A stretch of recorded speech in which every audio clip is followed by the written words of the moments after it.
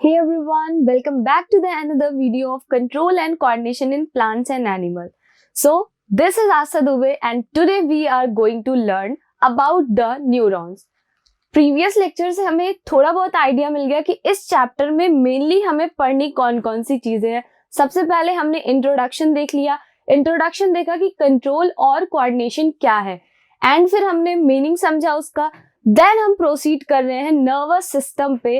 Nervous system पढ़ने से पहले आपके लिए इंपॉर्टेंट है कि आप न्यूरॉन्स के बारे में जानो. न्यूरॉन्स के बारे में जानना जरूरी क्यों है? Because neurons are the structural and functional unit of the nervous system. अब नर्वस सिस्टम को पढ़ने से पहले उसकी सबसे छोटी सबसे स्मॉलेस्ट यूनिट को आपको जानना बहुत जरूरी है. हम किसी बॉडी के बारे में पढ़ते हैं, जब भी साइंस पढ़ाया जाता है तो हमें सबसे पहले सेल के बारे में बताते हैं. सेल से फिर हम बताते हैं कि ऑर्गन्स बनेगा, ऑर्गन सिस्टम बनेगा एंड देन ऑर्गेनिज्म बनेगा. सो सेम ऐसे ही है यहाँ पे भी. नर्वस सिस्टम पढ़ने से पहले आपके लिए इंपॉर्टेंट है कि आप उसकी सबसे स्मॉलेस्ट एंड फंक्शनल यूनिट को जानो. तो उसकी स्मॉलेस्ट एंड फंक्शनल यूनिट क्या होती है? न्यूरॉन. तो आज हम पढ़ने वाले हैं न्यूरॉन्स के बारे में. So let's start.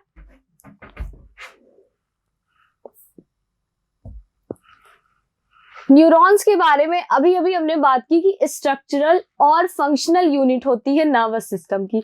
अभी हम बात कर रहे थे, प्रीवियस लेक्चर से हमें कुछ आइडिया मिला था. तो हमें पता है कि लाइफ प्रोसेस के लिए बहुत सारी एक्टिविटीज हमारी बॉडी में चलती है. लाइफ प्रोसेस को करने के लिए भी हमारी बॉडी में बहुत सारे प्रोसेस चल रहे थे. प्रोसेस में हमने कई प्रोसेस के बारे में पढ़ा, तो वहां से हमें पता चला कि उनको कंट्रोल और कोऑर्डिनेट करने के लिए नर्वस सिस्टम का भी बहुत इंपॉर्टेंट रोल है. तो नर्वस सिस्टम हम पढ़ रहे थे, वहां पे हमें न्यूरॉन के बारे में पता चला. अब न्यूरॉन की बात कही जा रही है दैट न्यूरॉन, जिसको आप बोलोगे nerve cell. Nerve cells are the structural and functional unit of the nervous system. Nervous system की स्ट्रक्चरल और फंक्शनल यूनिट न्यूरॉन होती है. न्यूरॉन को हम नर्व सेल भी बोलते हैं. न्यूरॉन के बारे में जनरल नॉलेज में एक बहुत इंपॉर्टेंट सा क्वेश्चन बनता है. That question is the longest cell of the human body. Human body की लॉन्गेस्ट सेल कौन सी होती है? तो यहाँ पे आंसर है that a neuron is the longest cell found in the body. Body की बात कर रहे हैं, ह्यूमन बॉडी में ही अगर हम लॉन्गेस्ट सेल की बात करते हैं, हर एक जगह कोई भी आप कॉमन सा क्वेश्चन जा रहे हो टेस्ट देने के लिए, ठीक है, कोई भी एग्जाम हम देने जाते हैं, तो यहाँ पे as a general knowledge question आपको ये क्वेश्चन जरूर मिलेगा. It's length in some cases में also reach up to 1 metre. सोचो, हमारी बॉडी में जो पूरा नर्वस सिस्टम है वो इन्हीं न्यूरॉन से मिल के बना है, ठीक है. अब ये जो न्यूरॉन्स हैं ये स्ट्रक्चरल और फंक्शनल यूनिट होती है, और इनकी खास बात क्या है कि न्यूरॉन्स जो है हमारे, ये लॉन्गेस्ट सेल होती है बॉडी की. हमारी पूरी बॉडी सेल से मिलके बनी है, बट पूरी बॉडी में सबसे लॉन्गेस्ट सेल कौन सी होती है? ये नर्व सेल या फिर न्यूरॉन्स हम कहेंगे. Neurons is specialised for the reception, integration and transmission of information. इसके बारे में क्या इंपॉर्टेंट है कि हमारी बॉडी में जो भी हमें पता है कि नर्व इंपल्स सारी कैरी करती हैं, ठीक है. केमिकल फॉर्म में हो सकता है, इलेक्ट्रिकल फॉर्म में होता है. तो बेसिकली हम नर्वस सिस्टम में बात करते हैं कि यहाँ पे जो इलेक्ट्रोकेमिकल फ्लो होता है हमारी बॉडी में इम्पल्सेस का, उसकी हम बात कर रहे हैं. तो यहाँ पे न्यूरॉन्स स्पेशलाइज किस लिए? For the reception. होटल वगैरह में भी कहीं पे भी हम जाते हैं तो वहां पे एक रिसेप्शन होता है. मीन्स क्या है? वेलकम करने के लिए कौन है? वेलकम करने के लिए यही न्यूरॉन्स है. न्यूरॉन्स में कौन कौन से स्ट्रक्चर है इसको हम आगे देखेंगे. Neurons is specialised for the reception, welcome करने के लिए, इंटीग्रेशन, जोड़ने के लिए, and transmission of information, information को आगे ट्रांसफर करने के लिए. The neuron consist of the cell body. अब हम यहां से पढ़ते हैं कि न्यूरॉन के 3 मेन पार्ट होते हैं. Consist of 3 main parts. वो मेन पार्ट्स कौन कौन से हैं? पहला हम पढ़ते हैं अबाउट द सेल बॉडी. सबसे इंपॉर्टेंट है न्यूरॉन के स्ट्रक्चर को देखना. Second one is the axon and third one is the dendrite. ये चीज क्लियर है कि न्यूरॉन हमारा 3 पार्ट से मिलके बना होता है। अगर एक न्यूरॉन के स्ट्रक्चर को आप देखो तो वहां पे आपको 3 पार्ट्स मिलेंगे। पहला मिलता है हमें डेंड्राइट्स का पार्ट, सेल बॉडी है एंड देन एक्सॉन है। अब वो स्ट्रक्चर कैसे कैसे होते हैं, उनका क्या फंक्शन है, क्या रोल है, ये चीज हम पढ़ते हैं। यहाँ पे फंक्शन और रोल पढ़ने से पहले हम ये चीज देखते हैं कि हमें टाइप्स ऑफ न्यूरॉन्स भी देखने को मिलते हैं।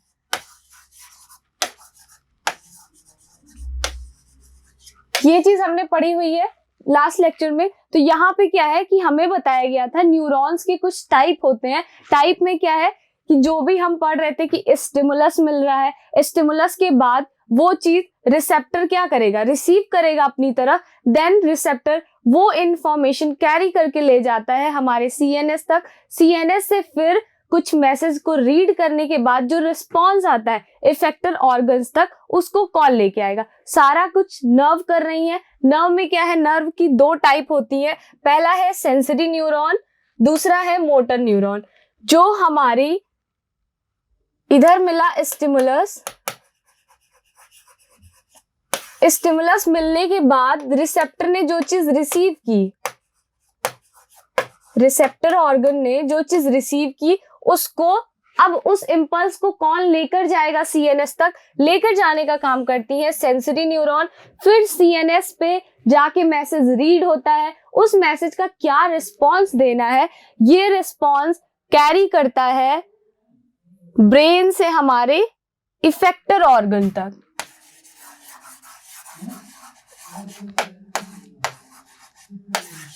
ठीक है, ब्रेन से हमारे इफेक्टर ऑर्गन तक कैरी करता है। तो यहाँ पे 2 डिफरेंट नर्व्स काम करती हैं। पहली कौन सी है, जो रिसेप्टर्स स्टिमुलस के मिलने के बाद जहां पे रिसेप्टर एक्टिव हुआ, ये रिसीव करेगा जिस इंपल्स को, उस इंपल्स को लेके जाती है हमारी सेंसरी न्यूरॉन एंड फिर सीएनएस से मैसेज को वापस इफेक्टर तक लेके आती है मोटर न्यूरॉन। तो अब ये बात थी कि टाइप्स ऑफ न्यूरॉन की, न्यूरॉन के 2 ही टाइप होते थे, इसको हमने पहले ही पढ़ लिया। अब हम न्यूरॉन के बारे में बात कर रहे थे। न्यूरॉन क्या होता है ये तो आइडिया लग गया। न्यूरॉन किस किस चीजों का बना होता है, न्यूरॉन के स्ट्रक्चर को देखते हैं। तो न्यूरॉन हमारा दिखता कुछ इस तरीके से है। न्यूरॉन का फाइनल स्ट्रक्चर यही होता है। इसके पहले हम स्ट्रक्चर, एक एक स्ट्रक्चर को पढ़ते हैं, फिर फिगर को समझते हैं। तो आपको सबसे पहला स्ट्रक्चर जो इसमें देखने को मिल रहा है, यहीं से हम समझते हैं, ये रहा एक सिंगल यूनिट। ठीक है, अगर हम पूरे नर्वस सिस्टम की बात करते हैं, उसमें की एक सिंगल यूनिट को निकाल के हमने यहाँ पे देखा, तो हमें स्ट्रक्चर दिखता है कुछ इस तरीके का। जो सबसे पहला स्ट्रक्चर आपको दिख रहा होता है ये वाला, this part is cell body. फिर यहाँ पे जो ब्रांच वाले स्ट्रक्चर है इनको हम डेंड्राइट्स बोलते हैं। और ये जो लॉन्ग, ठीक है, लॉन्ग टेल पोर्शन दिख रहा है, इस लॉन्ग टेल पोर्शन को हम बोलते हैं एक्सॉन। 3 मेन पार्ट हमने पढ़े थे। 3 मेन पार्ट्स कौन कौन से, पहला होगा सेल बॉडी, ये रही सेल बॉडी। फिर यहाँ पे हमने जो ब्रांच वाली स्ट्रक्चर दिख रही है आपको, ये ब्रांच स्ट्रक्चर होती है डेंड्राइट की। और ये जो लॉन्ग टेल लाइक स्ट्रक्चर है, इस टेल वाले स्ट्रक्चर को एक्सॉन बोलते हैं। 3 इंपॉर्टेंट मेन पार्ट्स यही होते हैं। और भी स्ट्रक्चर्स प्रेजेंट है, उनका क्या क्या रोल है हम आगे पढ़ते हैं। सो सबसे पहले हम स्टार्ट करेंगे सेल बॉडी से।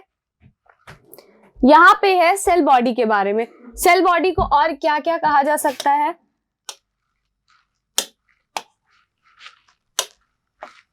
इनको हम सोमा भी बोलते हैं या फिर साइटोन भी बोलते हैं।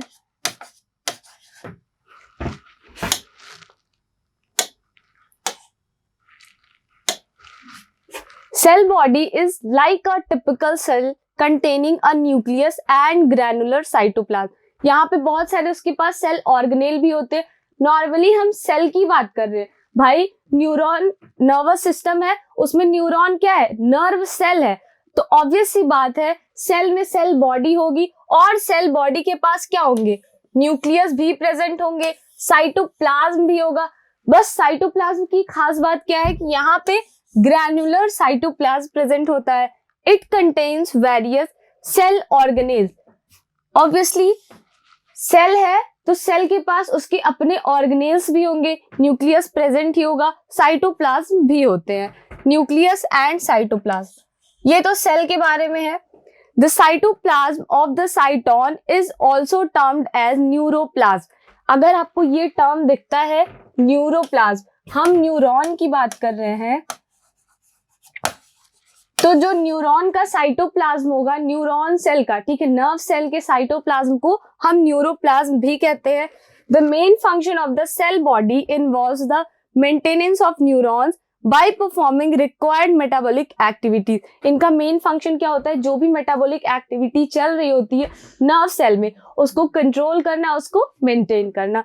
तो सेल बॉडी के बारे में बहुत सिंपल सी चीज है, आपको बस इतना याद रखना है, सेल के फंक्शंस याद है, सेल में क्या क्या चीजें प्रेजेंट होती है, वही सेम चीजें इधर भी सेल में प्रेजेंट है। एक सेल बॉडी है, सेल का ऑब्वियस सी बात है एक न्यूक्लियस होगा, उसके अपने ऑर्गेनेल्स होंगे एंड साइटोप्लाज्म होगा। साइटोप्लाज्म की खास बात क्या है कि उनका जो साइटोप्लाज्म है ये ग्रैनुलर होता है, ठीक है।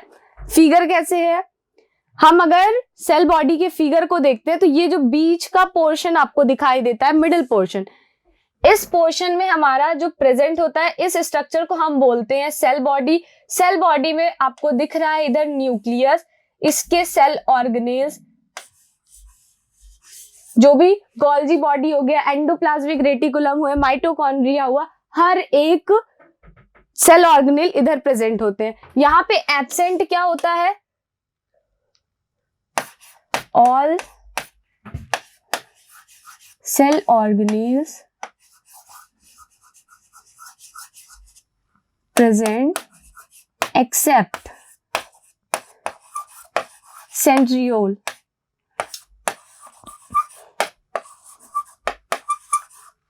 क्या नहीं प्रेजेंट होता है यहाँ पे, सिर्फ और सिर्फ सेंट्रियोल नहीं प्रेजेंट होता है। सेंट्रियोल नहीं प्रेजेंट है तो इससे कुछ ना कुछ प्रॉब्लम आती होगी, ऑब्वियस सी बात है। यहाँ पे सेल के पास डिवाइड करने की कैपेसिटी नहीं होती है, बिकॉज सेंट्रियोल एब्सेंट होता है इनके न्यूक्लियस में।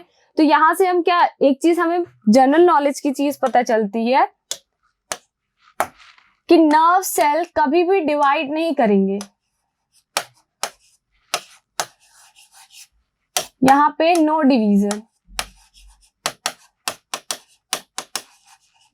हम सभी को पता है कि सेल की एक, मतलब अगर हम बात करते हैं तो सेल क्या होता है, सेल अक्सर डिवाइड करता रहता है, एक सेल से दो सेल्स बनते हैं, सेल फर्दर डिवाइड कर करके अपने नंबर्स को इंक्रीज करता है। बट नर्व सेल की एक खास बात कहो या फिर आप इनका एक एक्सेप्शन समझ लो, नर्व सेल कभी भी डिवाइड नहीं करते हैं। तो अगर इन केस किसी भी नर्व सेल में कोई प्रॉब्लम आती है, in case nerve cell rupture हो जाता है, तो इनको आप वापस से बना नहीं सकते हो, या फिर वापस से आप चाहो कि दूसरा नर्व सेल हमने रिप्रोड्यूस कर लिया तो नर्व सेल नहीं बनते हैं दोबारा से, ठीक है। तो हम यहाँ पे बात कर रहे थे कि यहाँ पे कोई भी तरह का डिवीजन नहीं प्रेजेंट होता है। इन केस अगर नर्व सेल डिस्ट्रॉय हो जाती है, इन केस ऑफ डैमेज,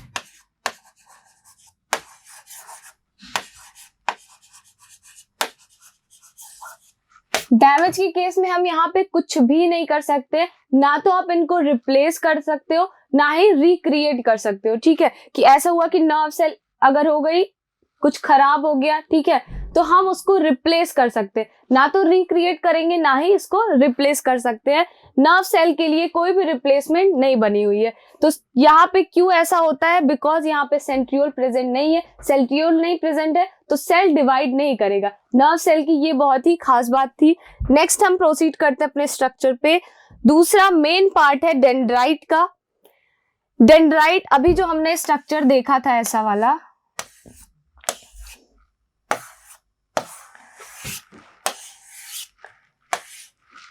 यहाँ पे कई ब्रांच्ड स्ट्रक्चर हमें दिखे थे।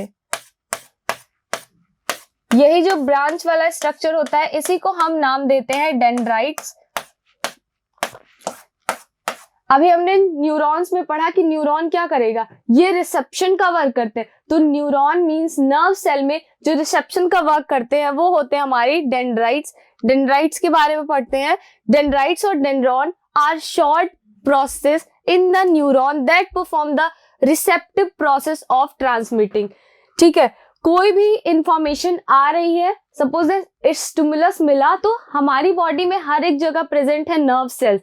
स्टिमुलस मिलते ही सबसे पहले उस स्टिमुलस को रिसीव करने वाला, ठीक है, रिसेप्टर के पास भी नर्व सेल्स होंगे, वहां पे डेंड्राइट्स प्रेजेंट होते हैं। वो डेंड्राइट्स कहता है आओ भाई वेलकम, ठीक है, वेलकम करके ये क्या करते हैं, उसको सेल बॉडी को ट्रांसफर करेंगे। फर्दर सेल बॉडी इस चीज को आगे बढ़ाते हुए एक्सॉन की तरफ बढ़ाती है, ठीक है।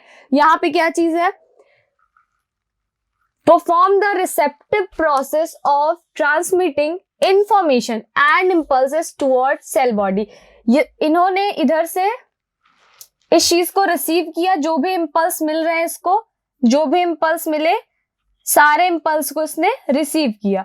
अब इंपल्स को रिसीव करने के बाद ये सारे इलेक्ट्रिकल इंपल्सेस को सेल बॉडी को दे देते हैं, ठीक है। इन्होंने रिसेप्शन किया हर एक स्टिमुलस का, स्टिमुलस को लेने के बाद, इंपल्स को लेने के बाद इन्होंने इस चीज को ट्रांसफर कर दिया सेल बॉडी की तरफ। बस इनका इतना ही रोल है। इनका रोल क्या है, बहुत इंपॉर्टेंट है, ऑब्वियस सी बात है भाई कि नर्व इंपल्स को सबसे पहले अंदर कौन लेता है, तो नर्व इंपल्स को वेलकम करने के लिए हमारे प्रेजेंट होते हैं डेंड्राइट्स।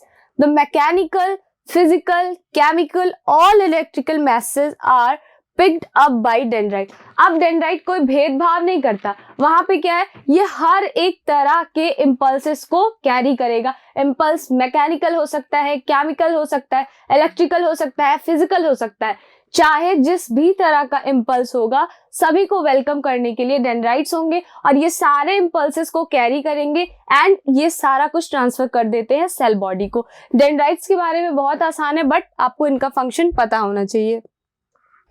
फिगर अगर हम देखते हैं तो ये रहा हमारा एक न्यूरॉन का स्ट्रक्चर आपको दिख रहा है, ठीक है। अब इस न्यूरॉन में ये रही सेल बॉडी, न्यूरॉन में ये है सेल बॉडी, सेल बॉडी में अपना सेल ऑर्गेनेल है, न्यूक्लियस है, ठीक है, साइटोप्लाज्म है। फिर ये जो ब्रांच्ड स्ट्रक्चर आपको दिख रहे हैं,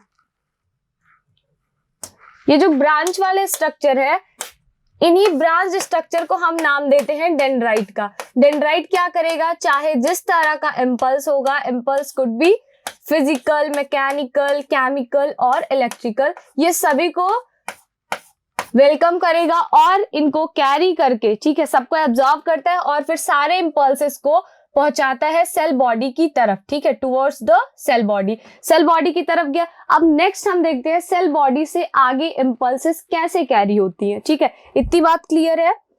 नेक्स्ट हम बात करते हैं एक्सॉन की।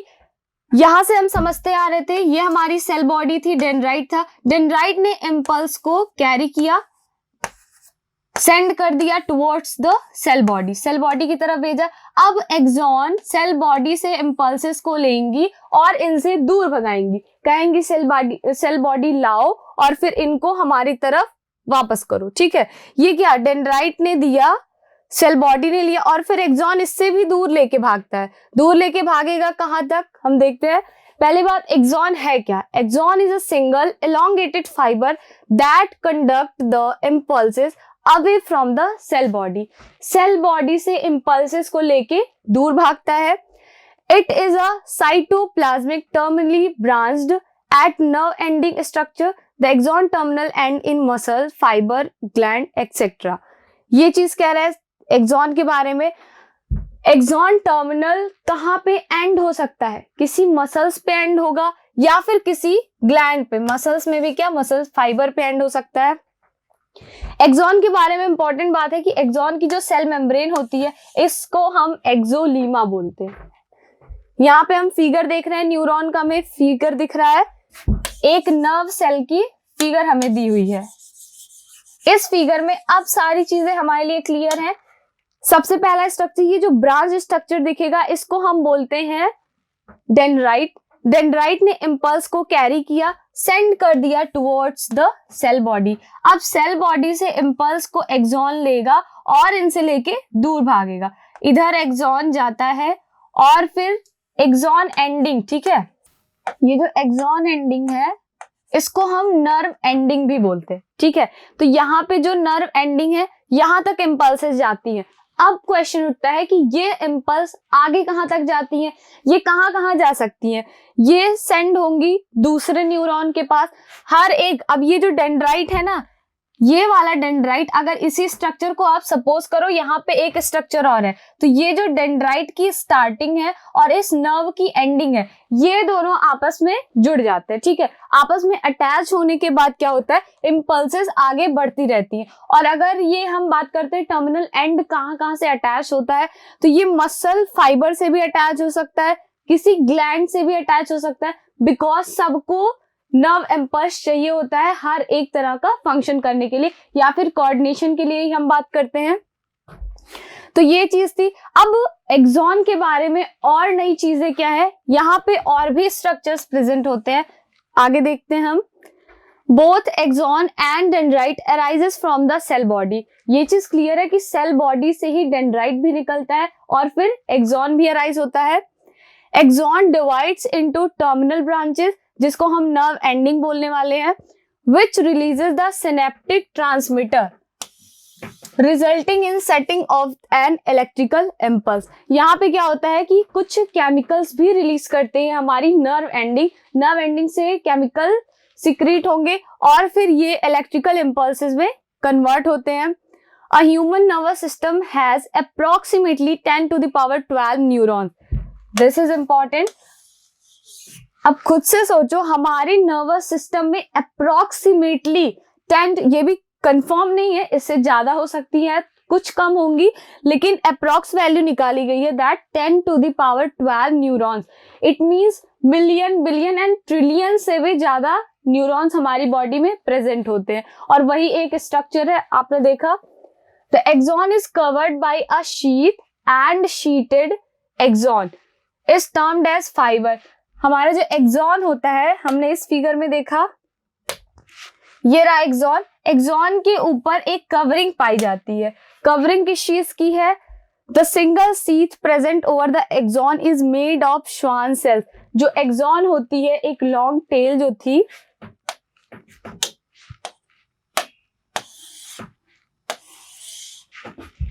एक्सॉन के ऊपर कहा जा रहा है एक शीथ प्रेजेंट होती है।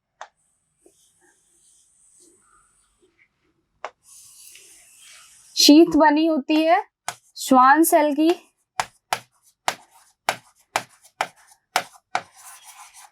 और इसको नाम क्या देते हैं, न्यूरोलिमा। ठीक है, ये चीज इंपॉर्टेंट है, ये आपको याद रखना है। हमारे एक्सॉन के ऊपर एक सिंगल शीथ प्रेजेंट होती है, उस शीथ को या फिर उस लेयर को, उस कवरिंग को हम बोलते हैं न्यूरोलिमा। वो बनी किस चीज की होती है, श्वान सेल की।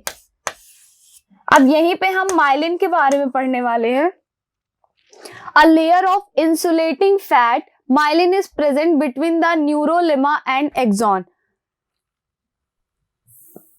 इस फिगर में आप देखो, हमने कहा कि यहाँ पे बीच में अगर इस चीज को, ये ऊपर जो आपको कवरिंग दिख रही है, इस चीज को आप हटाओ तो इसी कलर की, उसी कलर की आपको ये पाइप दिखेगी। अब उस पाइप के ऊपर, ठीक है, पाइप जो थी वो थी एक्सॉन की, एक्सॉन के ऊपर लेयर पाई जा रही थी, लेयर जो प्रेजेंट थी उसको हमने कहा न्यूरोलिमा।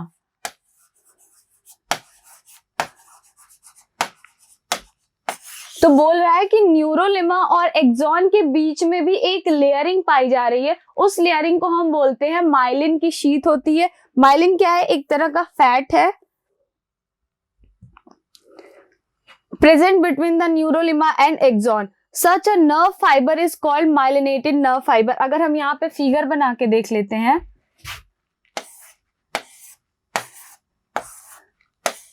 हम माइलिनेटेड एक्सॉन का फिगर बना रहे हैं, ठीक है। यहाँ पे कई सारे नर्व एंडिंग्स हैं, ठीक है, जिसको हम एक्सॉन टर्मिनल बोलते हैं। ये रहा डेंड्राइट, सेल बॉडी है, सेल बॉडी में न्यूक्लियस है, कुछ ग्रैन्यूल्स प्रेजेंट हैं एंड सेल ऑर्गेनेल्स भी हैं। नेक्स्ट अब हमें दिखाना है कि यहाँ पे प्रेजेंट होते हैं कुछ फैट, ठीक है। फैट का नाम क्या है, माइलिन है।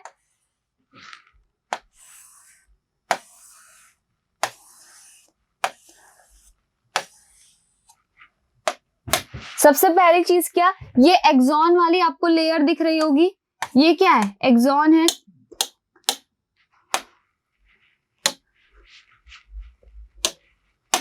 This is axon. एक्सॉन के बाद हमने बात की जो ऊपर की लेयर होती है उसको बोलते हैं न्यूरोलेमा। अभी हमने कहा न्यूरोलेमा और एक्सॉन के बीच में, न्यूरोलेमा एंड एक्सॉन के बीच में एक स्ट्रक्चर, एक फैट प्रेजेंट है, इस फैट का नाम है माइलिन। ठीक है, तो एक्सॉन के ऊपर जहां जहां माइलिन प्रेजेंट होता है इसको हम बोलते हैं माइलिनेटेड नर्व फाइबर। ये चीज आपको याद रखना है, माइलिन की शीट प्रेजेंट होगी, ये हमारा एक्सॉन हो जाता है माइलिनेटेड एक्सॉन, क्योंकि यहाँ पे माइलिन प्रेजेंट है। साथ में अभी हम एक स्ट्रक्चर देख रहे हैं कि कहीं कहीं पे ये एब्सेंट है, यहाँ स्ट्रक्चर खाली है, यहाँ पे माइलिन की लेयर नहीं प्रेजेंट है। तो इस चीज को क्या नाम देते हैं, जहां पे माइलिन एब्सेंट होता है इसको हम बोलते हैं नोड ऑफ रैनवियर। ये हमारा नर्व सेल है, एक नर्व सेल में डेंड्राइट था ये स्ट्रक्चर, फिर ये सेल बॉडी है, सेल बॉडी के बाद हमने एक्सॉन का स्ट्रक्चर देखा, ये रही नर्व एंडिंग। नर्व एंडिंग को हम बोलते हैं एक्सॉन टर्मिनल, मींस जहां पे एक्सॉन का एंड हो रहा है। ठीक है, तो ये स्ट्रक्चर में आपको पूरा ये जो स्ट्रक्चर हमें दिख रहा है माइलिनेटेड नर्व फाइबर का, इस स्ट्रक्चर में क्या है, एक्सॉन प्रेजेंट था, एक्सॉन और न्यूरोलेमा के बीच में एक फैट प्रेजेंट होता है। फैट किस चीज का है, एक इंसुलेटिंग फैट है, दैट इज माइलिन। माइलिन की शीट प्रेजेंट होगी, इसका नाम हम दे देते हैं माइलिनेटेड लेयर या फिर myelinated nerve fibre. Such a nerve fibre is called myelinated nerve fibre unmyelinated, मतलब जहां पे माइलिन की शीट एब्सेंट है, are present at regular interval. यहाँ पे क्या होता है, एक शिफ्टिंग के बाद एक वेव बनती है जहां पे बीच बीच में एक रेगुलर इंटरवल के बाद माइलिन की शीट एब्सेंट होती है। These are called node of Ranvier. ये चीज इंपॉर्टेंट है। Myelinated nerve fiber are more efficient in the transmission of impulses than non-myelinated fiber. Myelin की शीट का प्रेजेंट होना यहाँ पे एक पॉजिटिव साइन है, बिकॉज जो माइलिन की शीट अगर प्रेजेंट होती है, माइलिनेटेड नर्व फाइबर होती है, ये बहुत ज्यादा एफिशिएंट होती हैं कि जो भी इम्पल्स मिल रहा है उनको ट्रांसमिट करने के लिए, in comparison to non myelinated fibre के। नेक्स्ट आता है सिनैप्स। क्या होता है, सिनैप्स को पढ़ने से पहले एक बार हम वापस इसके स्ट्रक्चर को देखते हैं तो सारी चीजें शायद अब हमें समझ आ रही हैं। ये स्ट्रक्चर है, यहाँ पे पूरा स्ट्रक्चर आपको दिया हुआ है।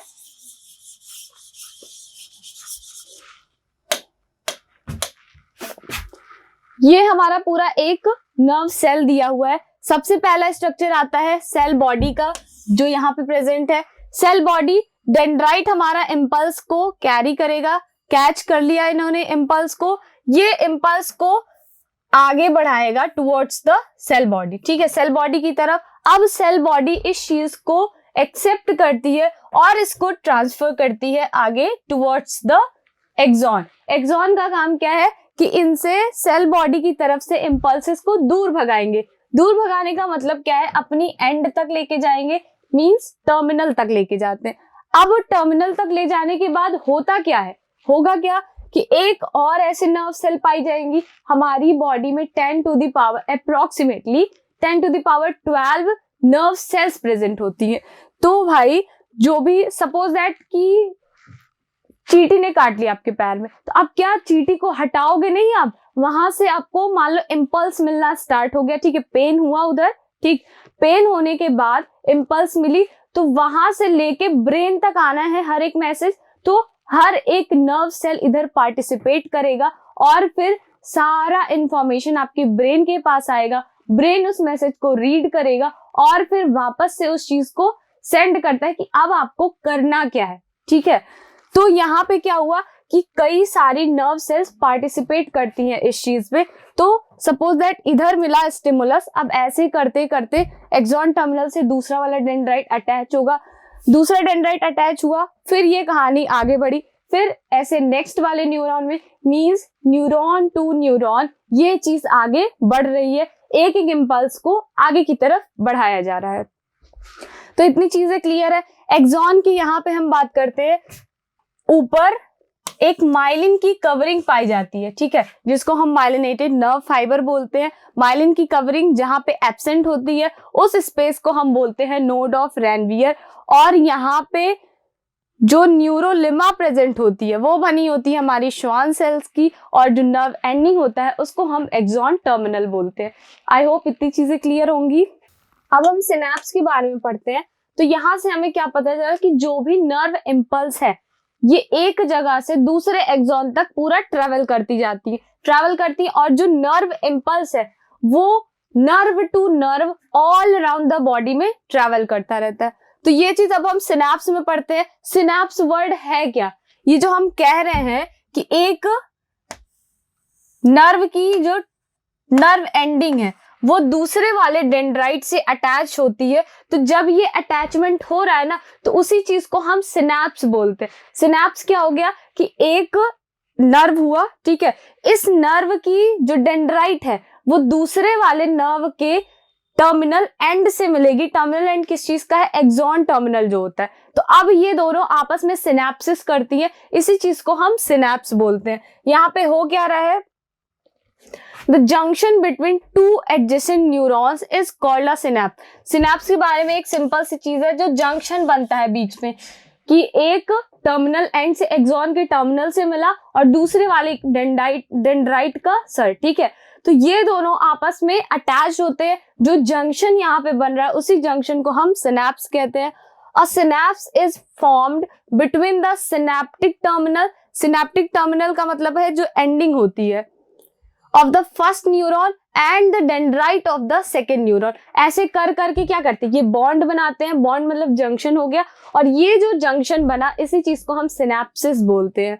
The transmission of impulses through a synapse occur with the help of a chemical substance. अब यहाँ पे ये कैसे इम्पल्स इधर आगे की तरफ बढ़ रहा है, यहाँ से जो इम्पल्स आया फिर हर एक एंडिंग पे एक केमिकल सब्सटेंस सिक्रीट होगा। केमिकल सब्सटेंस को हम न्यूरोट्रांसमीटर बोलते हैं। न्यूरोट्रांसमीटर हो सकता है एसिटिल कोलिन की तरह, ये चीजें आप आगे क्लास में पढ़ोगे। बट यहाँ पे क्या है, जो केमिकल सब्सटेंस सिक्रीट होता है इसको हम न्यूरोट्रांसमीटर बोलते हैं, ठीक है। आई होप इतनी चीजें यहाँ भी क्लियर हो गई होंगी। तो बेसिक सा इधर हो क्या रहा था, सबसे पहली चीज यहाँ पे ट्रेवल करती हुई इम्पल्स आई, ठीक है, आपको मिला स्टिमुलस। अब उस इम्पल्स को हमारे डेंड्राइट्स कैच करती है। डेंड्राइट ने कैच किया, फिर इस चीज को केमिकली इलेक्ट्रिकल में चेंज किया जाता है। तो ये जब इलेक्ट्रिकल इम्पल्स में कन्वर्ट हो गया, अब हमारा नर्वस सिस्टम काम करने वाला है। तो यहाँ पे फिर वो चीज जाएगी हमारे डेंड्राइट के पास। डेंड्राइट फर्दर इस चीज को, यहाँ पे हम कह सकते हैं that movement of impulse from dendrite to cell body, ये हो गया थर्ड स्टेप। थर्ड स्टेप के बाद होता है कि that movement of impulse from cell body along with the axon to its end, ठीक है। मीन्स मूवमेंट हुआ इम्पल्स का, वो इम्पल्स का हो रहा है along with the axon, axon के साथ साथ हो रहा है, कहाँ पे जाके एंड होगा? एट द नर्व एंडिंग या फिर एक्सॉन टर्मिनल। फिर ये चीज क्या होगी? यही सेम चीज रिपीट एंड रिपीट होगी। यहाँ पे फिर से केमिकल सिक्रीट होगा, न्यूरोट्रांसमीटर सिक्रीट होगा, एंड देन ये हमारे डेंड्राइट्स के पास जाएंगे। डेंड्राइट के पास वो जो केमिकल वाला रिएक्शन हुआ वो चीज कन्वर्ट कर दिया जाएगा इलेक्ट्रिकल में, एंड रिपीट ये सारी चीजें आगे बढ़ती जाती है। सो आई होप सब कुछ क्लियर है, बहुत इजी है, बस आपको समझना है। नेक्स्ट लेक्चर में क्या पढ़ना है, हम एक ओवरव्यू ले लेते हैं। ह्यूमन नर्वस सिस्टम को डिवाइड किया गया था, हमें पता है, CNS एंड PNS में। तो हम सबसे पहली चीज हमने नर्वस सिस्टम के यूनिट को पढ़ लिया है, दैट इज नर्व।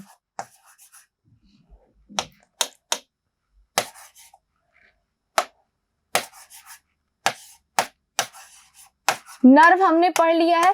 अब क्या है? नर्व मीन्स जो हमारा न्यूरॉन सेल था, ठीक है, न्यूरॉन के बारे में हमने पढ़ा। अब न्यूरॉन के बाद हम बात करेंगे CNS, बिकॉज जो भी हमारी नर्व इम्पल्सेस जा रही हैं वो हमारे ब्रेन तक जाती हैं, CNS तक जाती है, तो वहां पे क्या कैसी कंडीशन चलती है ये चीजें हम नेक्स्ट लेक्चर में पढ़ेंगे। तो हमें पढ़ना है CNS में हम पढ़ेंगे ब्रेन को, then about the spinal cord. ये चीजें जब ओवर हो जाएंगी फिर हम स्टार्ट करेंगे PNS and then ANS। Okay, तो आज के लेक्चर में इतना ही। Thank you so much.